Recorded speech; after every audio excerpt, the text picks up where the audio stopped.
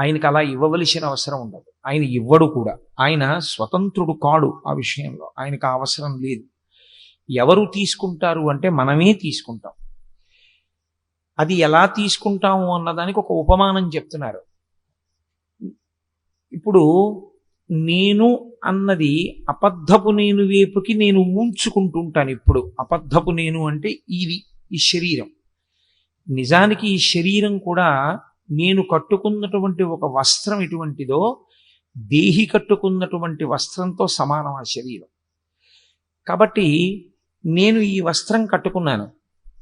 ఈ కట్టుకున్న వస్త్రాన్ని అయ్యో నేను ఇది కట్టుకుని వచ్చాను, దీంతో ప్రవచనం చేశాను, భగవద్గీత చెప్పాను, ఈ వస్త్రాన్ని ఇప్పేయడం ఏమిటని చెప్పి ఇంటికి వెళ్ళిన తర్వాత కూడా నేను ఈ వస్త్రాన్ని ఉంచుకోను. అథవా నేను ఒకవేళ ఉంచుకున్నా ఏదో చీకటి పడే పర్యంతం ఉంచుకోవచ్చు. ఫలహారం చేసేటప్పుడు ఈ బట్టలు విప్పేస్తాను. విప్పేసి అవసరమైతే వేరొక పర్యాయం స్నానం చేసి వేరొక పల్చటి వస్త్రాన్ని కట్టుకుని నేను పలహారం చేసి నిద్రకు ఉపక్రమిస్తాను. నేను నిద్రపోయిన వస్త్రాన్ని మళ్ళీ రేపు పొద్దున్న ఉంచుకోను. మళ్ళీ ఆ వస్త్రాన్ని తీసేసి ఇంకొక వస్త్రాన్ని తొడుక్కుంటాను.